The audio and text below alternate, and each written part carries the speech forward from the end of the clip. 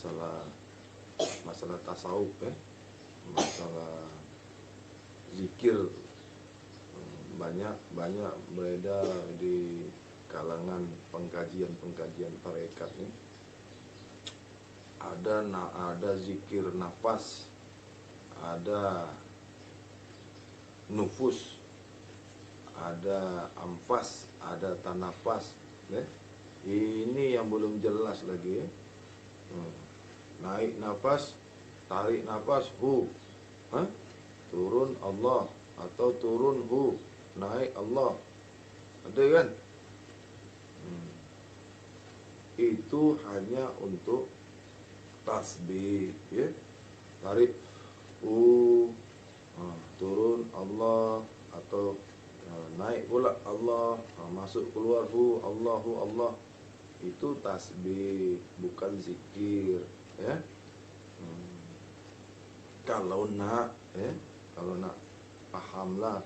Tapi kepahaman orang sekarang ini banyak zikir nafas, zikir nyawa, zikir ruh. Zikir tuh bunyi Arab. Zikir tuh bunyi Arab. Sekali lagi Bang Hadi bagi tahu, Bang Hadi pahamkan zikir. Jadi kalau zikir nafas, ingat nafas. Macam mana itu? Zikir kolbun, ingat kolbun. Macam mana saya ini dulu. Jadi seseorang yang menanggapi sesuatu permasalahan harus diketahui dulu perkataan bahasa yang masuk itu dulu, supaya jelas. Zikir, saya ini Bang Haji, macam mana zikir saya ini, macam mana, apa yang harus saya buat? Zikir itu bagaimana? Zikir itu zikrullah. Itu bahasa Arab. Banyak orang yang salah paham dan paham yang salah.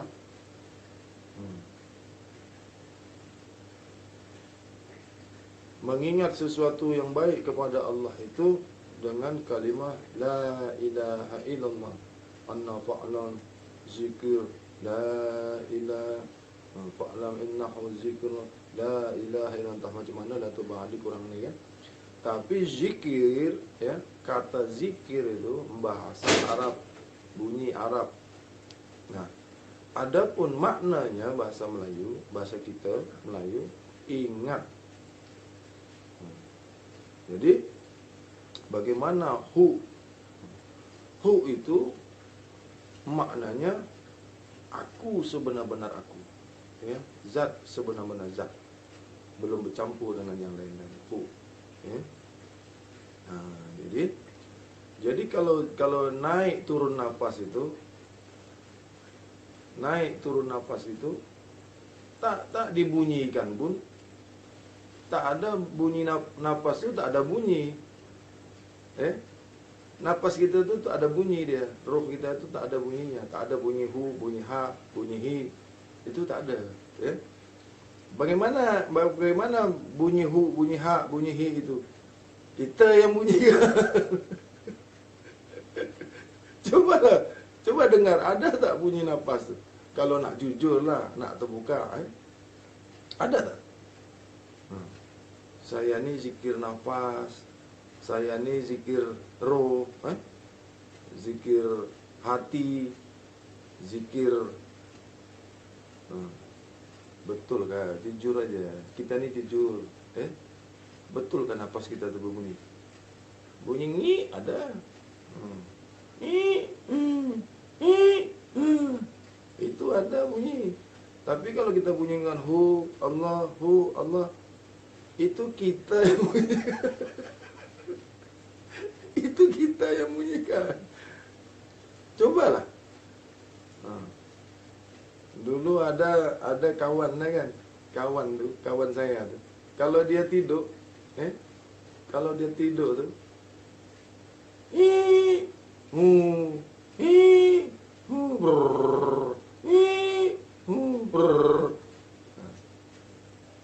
Jadi adapun di dalam ilmu tasawuf, ya, supaya memantapkan tasbih itu, maka bertasbihlah, ya, seluruh alam ini. Mana alam itu? Mana yang bertasbih alam itu? Jasad tubuh kita ni lah alam sakir. Telinga kita ni bertasbih, napas kita ni bertasbih, mata kita ni bertasbih, rambut, bulu, tulang, sumsum, darah, daging, urat. Ini alam. Nah, jadi ahli-ahli tasawuf dulu, ya. Alam diri. Alhamdulillah. Ada ingatkan Mayadi. Alam diri, ya. Alam nyata, alam jasad, alam sakir namanya, ya. Supaya kullu jasad, ya, bertasbih, ya. Maka bertasbihlah di langit, yang di bumi, dan di antaranya. Itu, ya. Zikir itu fikir, ingat. Fikir itu ingat, itulah zikir. Ada tuh tasbih, tahlil, tahmid. Itu ada. Apa itu tahlil? La ilaha illallah. Apa itu tahmid? Subhanallah. Itu ada tahlul. Apa? Ada ada ih, ada ih, kalau turun napas ih. Ini guru-guru kebatinan, ilmu tenaga dalam. Tenaga napas, dia kata tenaga dalam.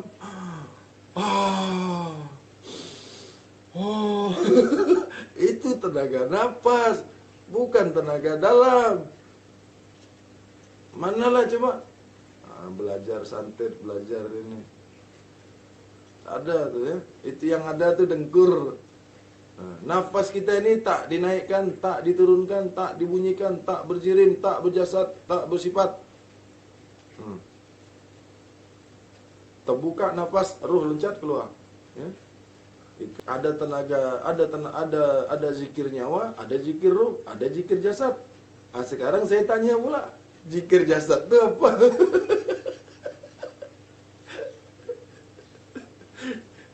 Kalau ada zikir ruh, kalau ada zikir batin, berarti ada zikir jasad, ya kan?